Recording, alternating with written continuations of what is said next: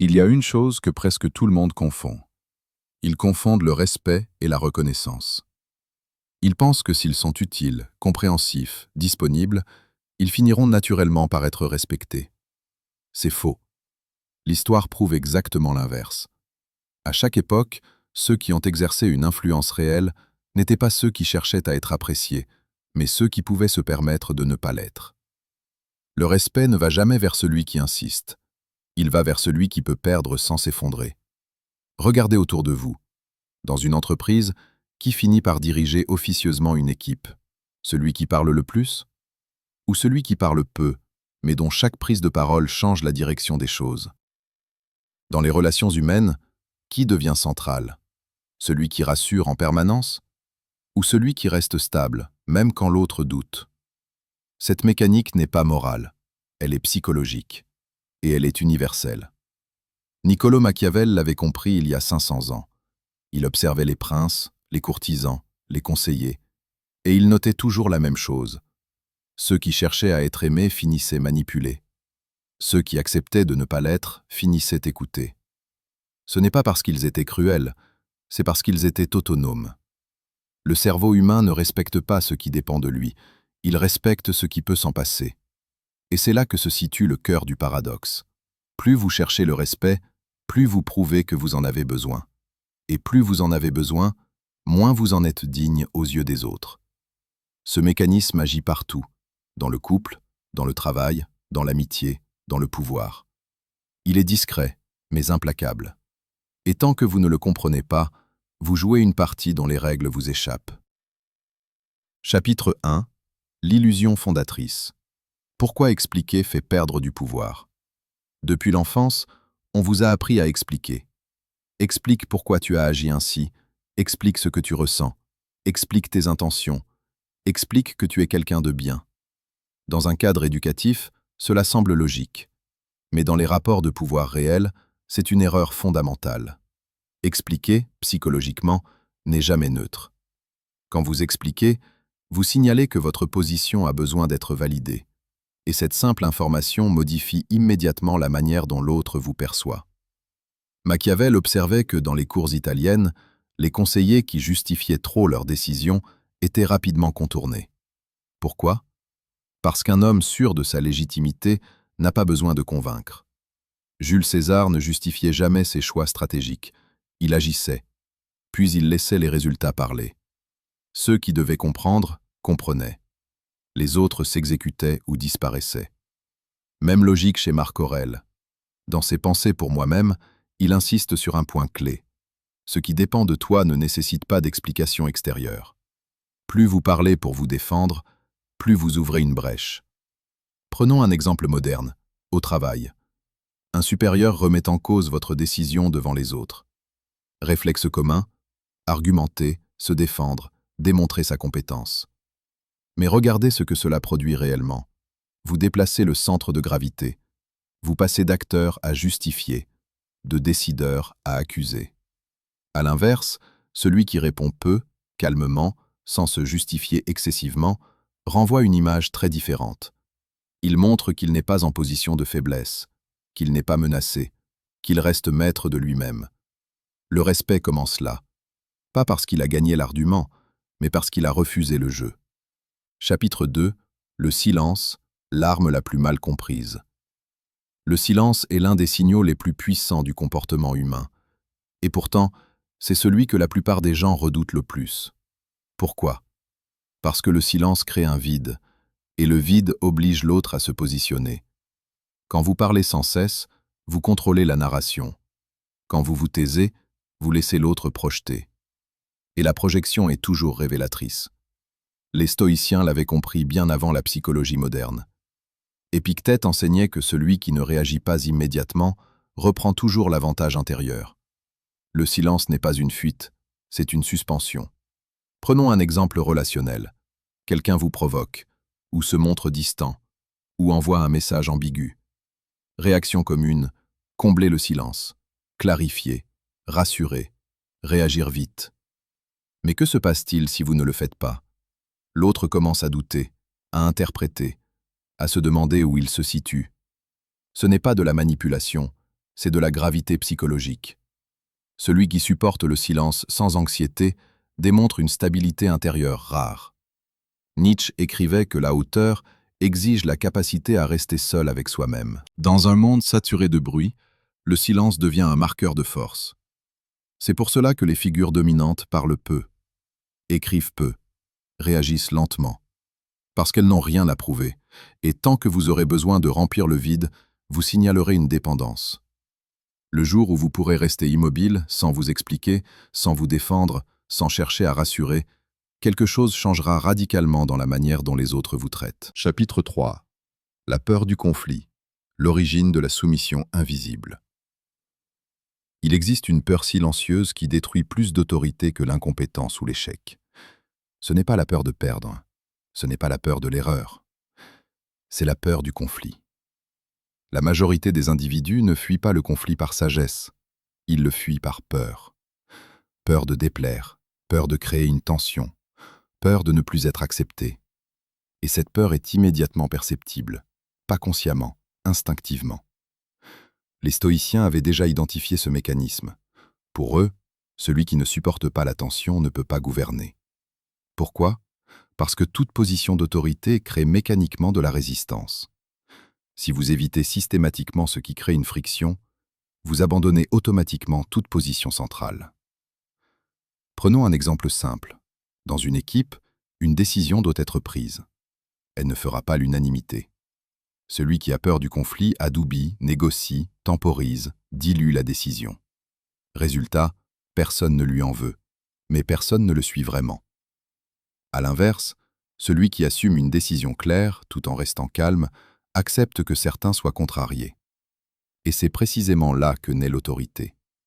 Pas dans la domination, mais dans la capacité à supporter la désapprobation. Nietzsche l'avait exprimé brutalement. Vouloir être aimé par tous est une forme de faiblesse. Pas morale, psychologique. Dans les relations personnelles, le schéma est identique. Celui qui craint de dire non, de poser une limite, de créer un désaccord, commence lentement à perdre sa place. Il s'adapte, il se rétrécit, il évite. Et plus il évite, plus l'autre teste. Le respect ne disparaît jamais brutalement, il s'érode, toujours de la même manière, par la peur d'un conflit qui n'a jamais eu lieu. Chapitre 4. Les standards et la perte d'autorité, le moment où tout bascule. Il existe un moment précis où une personne perd son autorité. Ce n'est pas quand elle échoue, ce n'est pas quand elle se trompe, c'est quand elle tolère ce qu'elle sait être inacceptable. Les standards ne sont pas des exigences morales, ce sont des lignes psychologiques. Et dès qu'une ligne est franchie sans conséquence, le rapport de force se modifie. Machiavel l'avait parfaitement compris. Il écrivait que les hommes offensent plus facilement celui qui se laisse offenser. Pas par méchanceté, par opportunisme. Tolérer un comportement que vous condamnez intérieurement crée une fracture.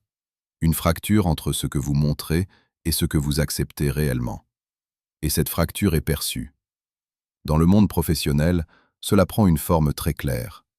Un collaborateur dépasse une limite, une remarque déplacée, un manque de respect subtil, un retard répété. Si vous laissez passer, vous envoyez un message. Pas avec des mots, avec votre inaction. Le message est simple. Vos standards sont négociables. Et dès qu'un standard est négociable, il cesse d'être respecté. Les stoïciens appelaient cela la perte de la maîtrise intérieure. Sénèque expliquait que celui qui cède sur l'essentiel finit par céder sur tout.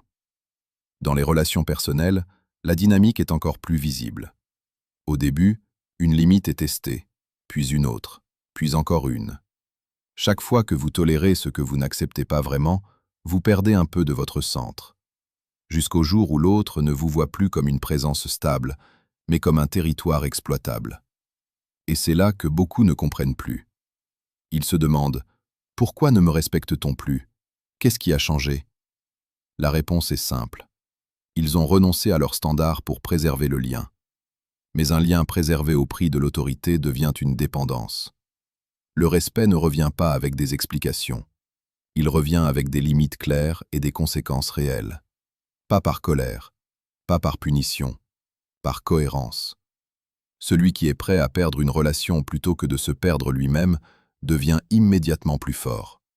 Pas parce qu'il menace, mais parce qu'il n'a plus besoin de retenir. Et c'est exactement à cet endroit que l'autorité renaît. Chapitre 5. Le point de non-retour, l'indépendance émotionnelle. Il existe un seuil invisible dans toute dynamique de pouvoir. Un point précis à partir duquel les rapports ne sont plus réversibles sans transformation profonde. Ce point n'est pas lié à ce que vous dites, ni à ce que vous faites. Il est lié à ce que vous tolérez émotionnellement. Tant que vos émotions sont gouvernées par les réactions des autres, vous êtes dépendant. Et toute dépendance annule l'autorité. Les stoïciens parlaient d'indépendance intérieure, pas comme d'un idéal spirituel, mais comme d'une condition de survie psychologique. Épictète l'enseignait clairement. Si quelque chose peut te troubler, alors cette chose te domine. Cela s'applique partout, dans le travail. Si votre estime dépend de la reconnaissance immédiate, vous devenez manipulable. Dans les relations, si votre stabilité dépend de l'attention de l'autre, vous perdez votre centre. L'indépendance émotionnelle ne signifie pas être froid. Elle signifie ne pas être gouverné. Le cerveau humain respecte instinctivement celui qui peut rester stable quand les signaux deviennent flous. Celui qui ne panique pas face à la distance. Celui qui ne s'effondre pas face au doute. Celui qui ne se justifie pas face au silence. C'est ici que beaucoup franchissent un point de non-retour.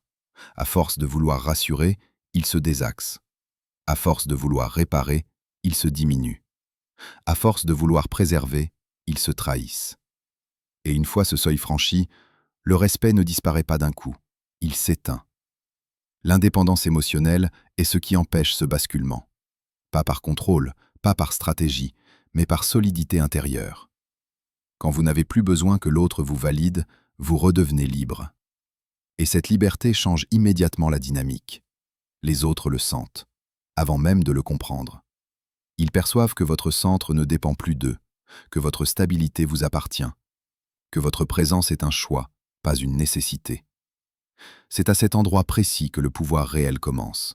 Pas celui qui s'impose, celui qui émane. Beaucoup de personnes, arrivées à ce stade, ressentent quelque chose d'étrange. Pas une révélation brutale, pas un choc émotionnel, mais une forme de silence intérieur. Comme si certaines situations de leur vie venaient soudainement de s'éclairer. Des conversations passées, des relations qui se sont déséquilibrées, des moments où le respect a disparu sans explication claire. Ce silence n'est pas confortable, parce qu'il oblige à regarder ce que l'on faisait sans en avoir conscience. À regarder toutes ces fois où l'on a parlé trop vite, où l'on a expliqué inutilement, où l'on a cédé pour éviter une tension, où l'on a toléré ce que l'on savait être inacceptable. Ce n'était pas de la naïveté, ce n'était pas de la faiblesse morale, c'était une incompréhension des règles. On ne vous les avait jamais expliquées, parce qu'elles ne s'enseignent pas officiellement. Elles s'observent, elles se subissent, elles se découvrent souvent trop tard. Et c'est pour cela que ce moment est important, parce qu'à partir de maintenant, vous ne pourrez plus dire que vous ne saviez pas. Vous commencerez à remarquer des choses que vous ignoriez auparavant, le ton de certaines réponses, la manière dont certaines personnes prennent des libertés avec vous, les moments précis où votre silence est respecté et ceux où votre parole est ignorée. Et surtout, vous commencerez à sentir quand vous vous éloignez de votre centre, pas par une grande trahison, mais par de petits renoncements, un message envoyé trop vite, une justification de trop, une limite que vous auriez dû poser, mais que vous avez laissé passer. C'est là que tout se joue.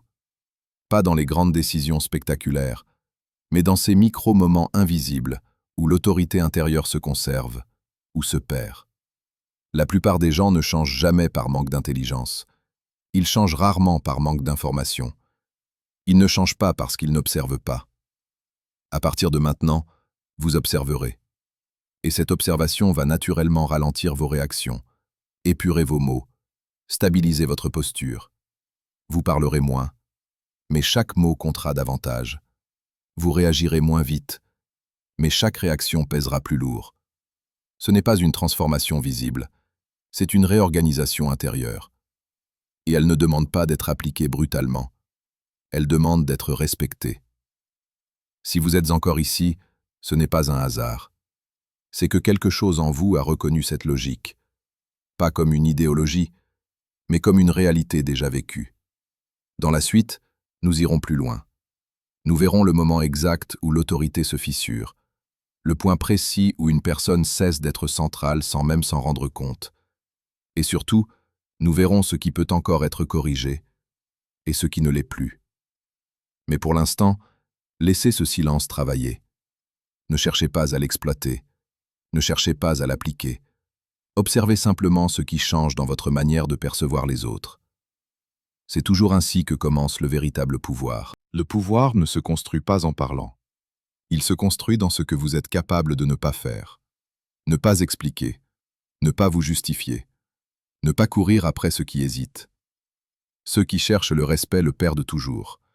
Ceux qui se tiennent finissent par l'obtenir, sans jamais l'avoir demandé. Dans la prochaine vidéo, nous verrons le moment précis où le respect bascule, le point exact après lequel tout change.